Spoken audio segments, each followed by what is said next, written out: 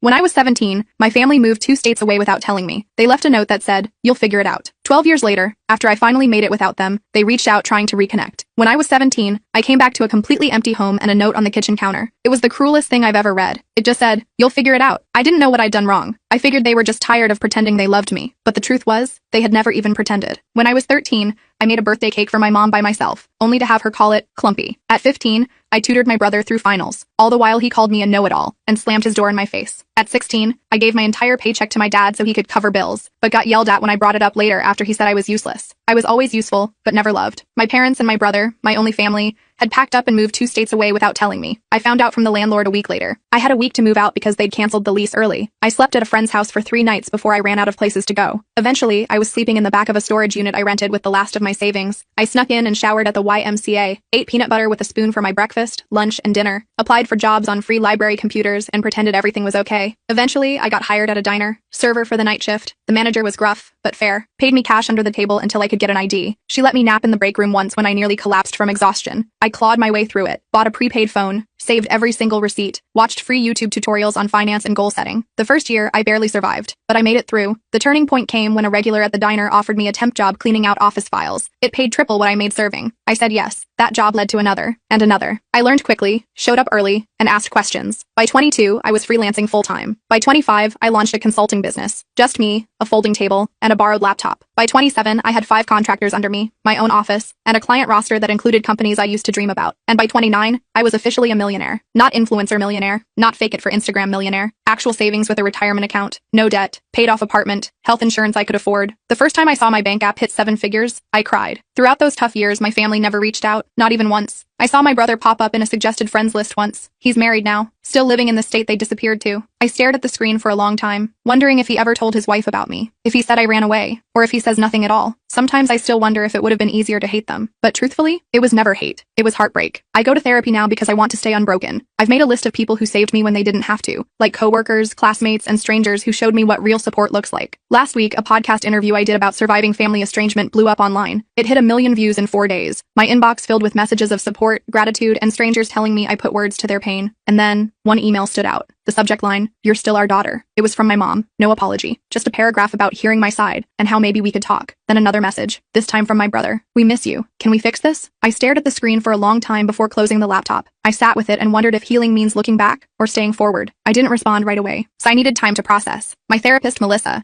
suggested I take at least a week before making any decisions. "Give yourself space to feel whatever comes up," she said during our session. "There's no rush to respond." So I did. I focused on work, went to the gym, had dinner with friends. Normal stuff. But those emails haunted me. I kept opening them.